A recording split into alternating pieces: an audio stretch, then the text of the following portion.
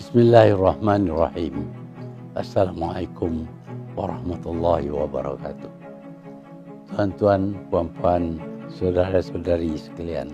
9 hari bulan Mei ialah ulang tahun yang kedua bagi perubahan yang amat ketara yang berlaku di negara kita. Iaitu pada 9 hari bulan Mei tahun 2018 berlakulah pertukaran kerajaan buat kali pertamanya dalam sejarah negara.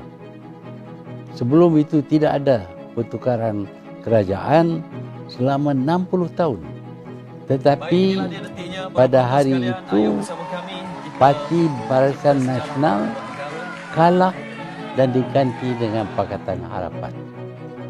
Ini sesuatu yang berlaku dengan menukar segala keadaan di dalam negara kita. Karena yang kita tahu selama 60 tahun ialah kerajaan Barisan Nasional. Kenapakah dia berlaku? Dia ni berlaku kerana Barisan Nasional yang dipimpin oleh UMNO sudah lari daripada perjuangannya. UMNO ditubuh untuk melindungi bangsa, agama dan tanah air. Itu secara umumnya. Tetapi kita dapati apabila ada pertukaran pemimpin, kita dapati bahawa perjuangan ini sudah bertukar corak. Tidak lagi untuk bangsa, negara dan agama, tetapi untuk memberi tempat yang baik, yang kuat bagi pemimpin saja. Pemimpin yang ke-6 bahkan lebih teruk lagi. Pemimpin ini curi duit dan sekarang ini dihadap ke mahkamah. Dia hanya menggunakan wang untuk dapat pengaruh. Dia percaya bahawa wang itu raja. Jadi perjuangan UMNO sudah tidak diteruskan oleh parti UMNO sendiri melalui Barisan Nasional. Jelas sekali bahawa rakyat kecewa. Dan rakyat buat kali pertamanya tidak memilih Barisan Nasional. Buat kali pertama rakyat pilih parti lawan, iaitu parti gabungan antara Keadilan, Amanah, DAP dan Bersatu. Rakyat pilih parti ini. Tidak ada soal apakah keburukan parti ini, tetapi yang mereka tahu ialah gabungan parti lawan ini bertujuan untuk menjatuhkan kerajaan BN pimpinan Datuk Seri Najib. Inilah yang berlaku pada 9 hari bulan.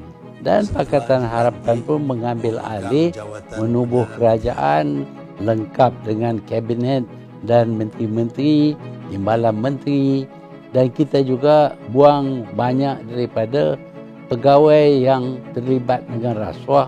Kita bersihkan jentera kerajaan, kita uruskan hutang 1 trilion itu supaya kita tak jadi bankrupt, dan kita juga membetulkan dasar-dasar perjuangan kerajaan Malaysia.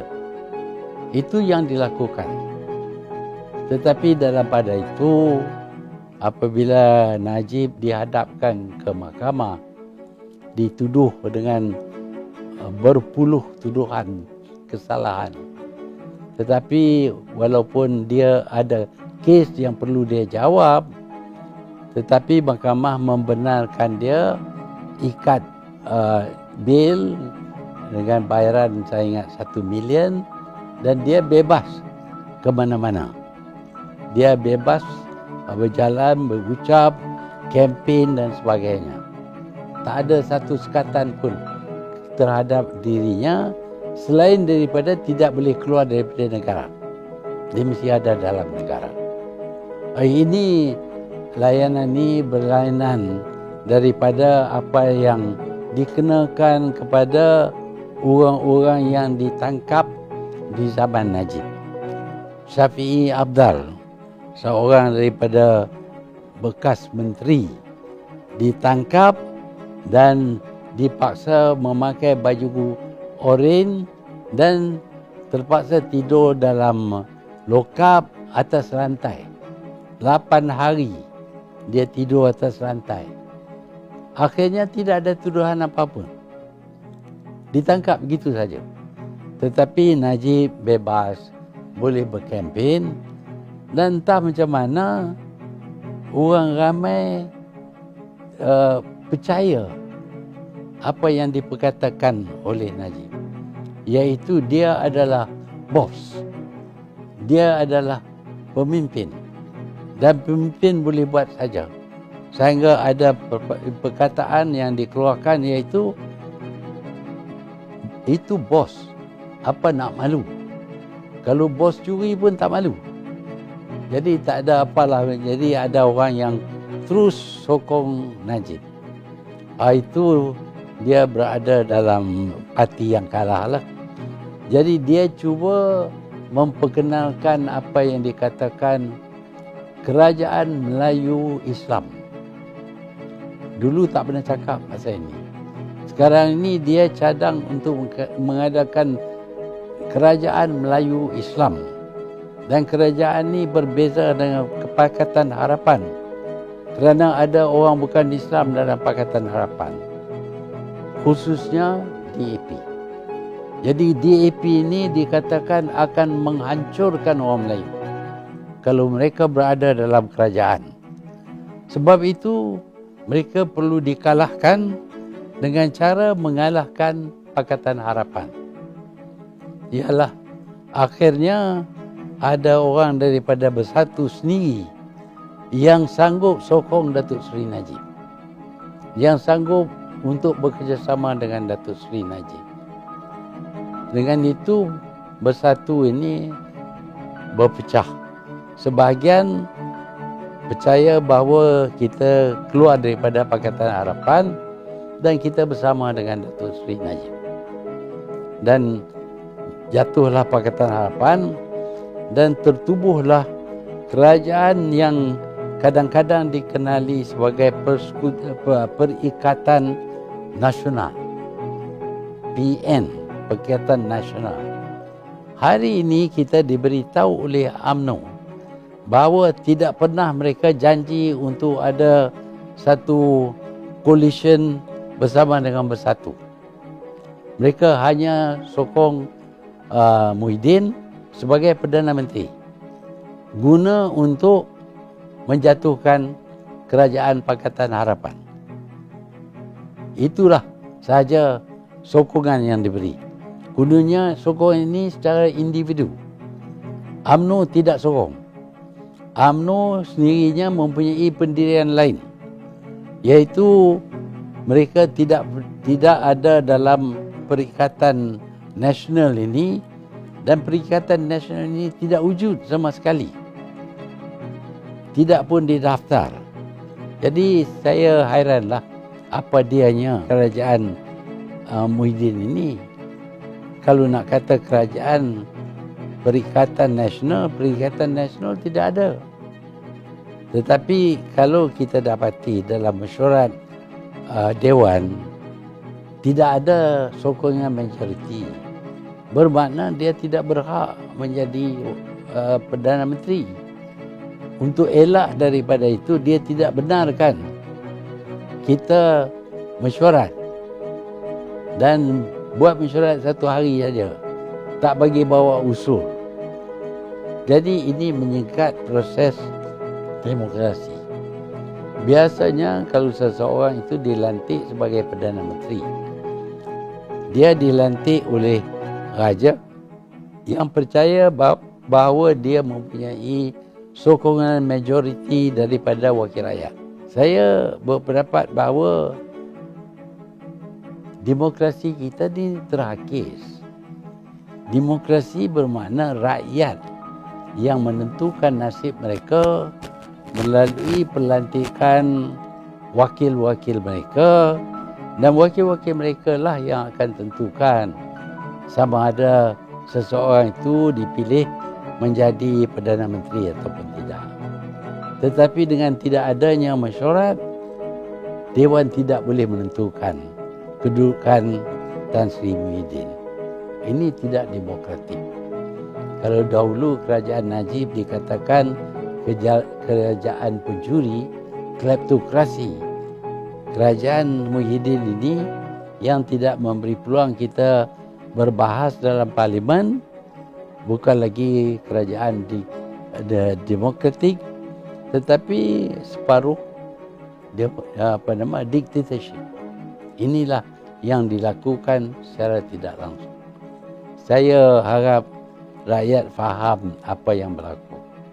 Bagi ahli-ahli bersatu, saya nak peringat mereka, apabila mereka memecah jadi dua faction, satu faksi itu menyokong Muhyiddin untuk tubuh kerajaan, harus sudah bahawa janji Muhyiddin untuk mengadakan satu coalition dengan parti UMNO dan PAS tidak ada, tak wujud. Itu yang kita harap. Dan Bersatu punya harapan, apabila datang pilihan raya, kita akan bertanding sebagai coalition yang mana UMNO tidak akan mencabar di kawasan-kawasan yang Bersatu bertanding. Tetapi sekarang ini UMNO berkata kami akan bertanding di semua kawasan biasa kami, termasuk yang diduduki oleh Parti Bersatu dan bekas-bekas UMNO yang keluar daripada UMNO. Jadi apa kedudukan Bersatu? Di satu pihak mereka tak dapat sokongan daripada UMNO, di pihak yang lain mereka juga tidak dapat sokongan daripada Parti Pakatan Harapan. Jadi tinggal Bersatu ini terkunting-kunting. Tak ada daratan, tak tahu di mana. Dan sudah tentu jika ada pilihan raya, tak mungkin Bersatu kekal pun. Besar kemungkinan Bersatu akan kalah teruk. Dan harapan orang Melayu untuk menggantikan UMNO dengan parti Melayu yang lain akan hilang.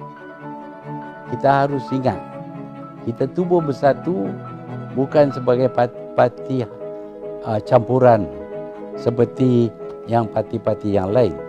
Kita tubuh Bersatu untuk orang Melayu dan Bumi Putera. Sebabnya kerana UMNO tidak lagi mengutamakan Melayu dan Bumi Putera.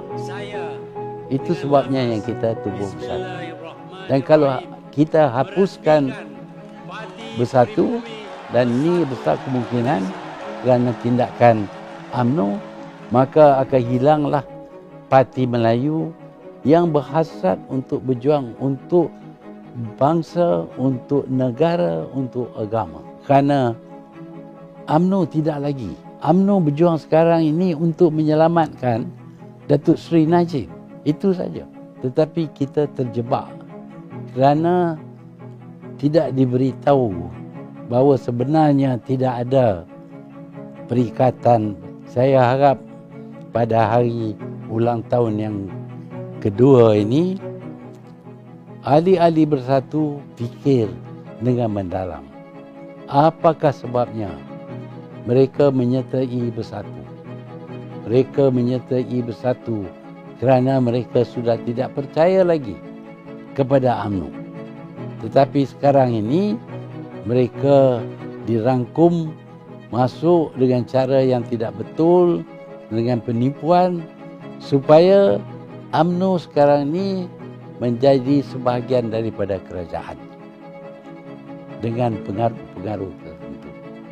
Inilah yang sedang berlaku, dan pada 9 hari bulan Mei ini, fikir-fikirlah dengan mendalam.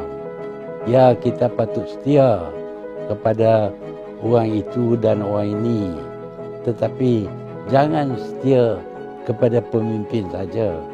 Tentukan pemimpin itu berjuang untuk bangsa, untuk negara, untuk agama. Baru kita boleh setia kepada mereka. Orang yang berjuang untuk dirinya, orang yang curi duit, berbilion-bilion ringgit, orang yang terlibat dengan bermacam jenis jenayah yang menyalahgunakan kuasa, walaupun dianya daripada parti kita, dia pemimpin parti kita, tetapi janganlah kita rosakkan diri kita dengan menerima dan kesetiaan kepada orang ini. Sekian.